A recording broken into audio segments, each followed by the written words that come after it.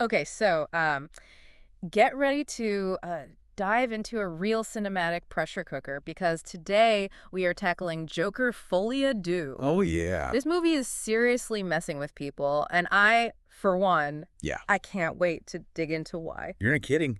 We've got all your intel right here. Yeah. IMDb, Wikipedia, the works, plus a stack of reviews that are Yeah. wildly divided. Yes. Some folks are calling it genius. Others want their money back and their popcorn. It's true.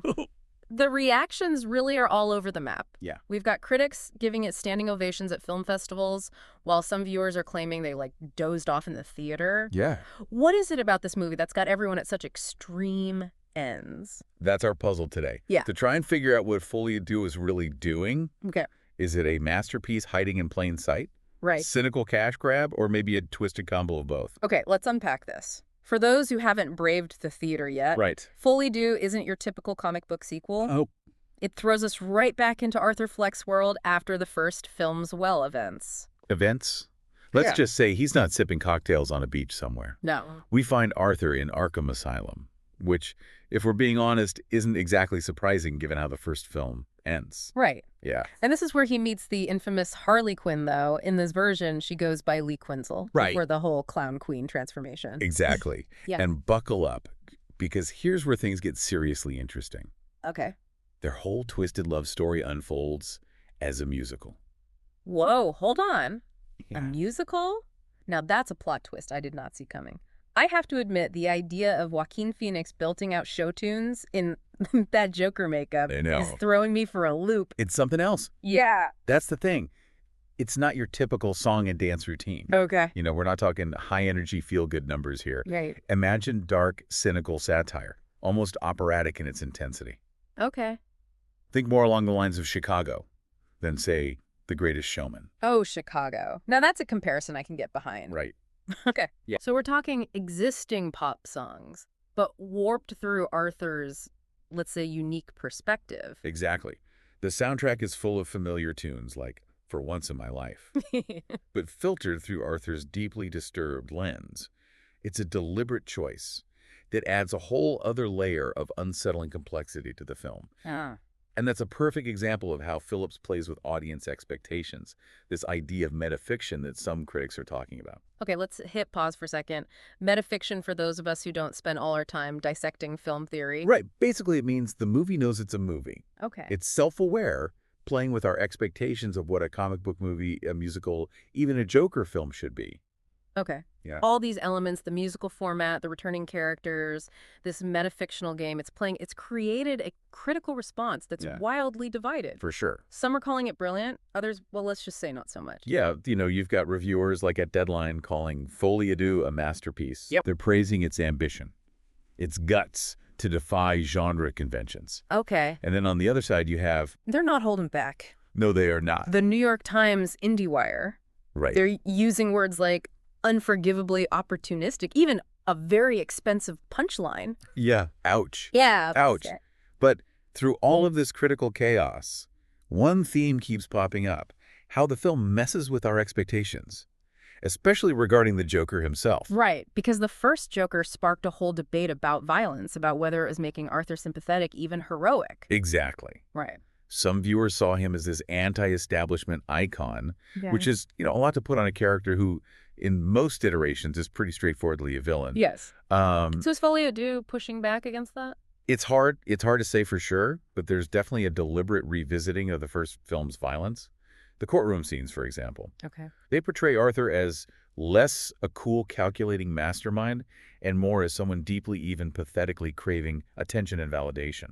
Almost like the very act of being drawn into his story is the Folie Deux itself. Right. The shared madness. It's a chilling thought, isn't it? Yeah. And it feeds into what one critic called the absurdity of Joker fan service. Wow. Can you even have that with a character this Ah. morally complex, this steeped in chaos? Which leads us to the Harley Quinn of it all. Yes. Lady Gaga is getting rave reviews for her performance as Lee, but there's this sense from some that she's underused, which is wild considering she's half the title. Right. It's more nuanced than that. It's not about screen time, but how her arc plays out. Mm-hmm. Is Lee a fully realized character with her own agency, or is she more a commentary on our obsession with the Joker persona? Meaning she stands in for those fans who want the show, the Yeah, spectacle of it all, exactly. without truly grappling with the broken person underneath. Exactly. And then there's that ending, Oh, boy. which I won't spoil, but let's just say it throws a grenade into any expectations of a traditional hero's journey. Yeah. Oh, no kidding. That ending is like Phillips taking a sledgehammer to the fourth wall and then asking us to clean up the mess. But it's impossible to talk about Folie Deux without addressing the musical aspect. I'm dying to know how that choice impacts the storytelling. The music is such a wild card here. On the one hand, you've got the Joker, a character known for chaos and mayhem. Then on the other, you've got this structured, often theatrical form of musical storytelling. Did those two things even gel? That's where it gets really interesting. The reviews that love it talk about how the music heightens the emotional stakes.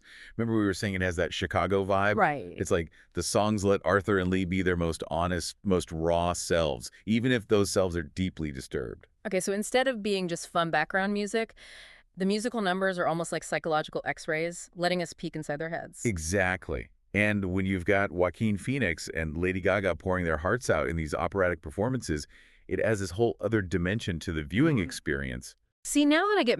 Because initially I was picturing something campy, almost comical, like the 1960s Batman show. Right. But this sounds like it's using music to make things more intense, more unsettling. Right. It's almost like the music becomes part of the whole folie à deux, the shared madness. Yeah. Are we, the audience, getting swept up in the spectacle of it all?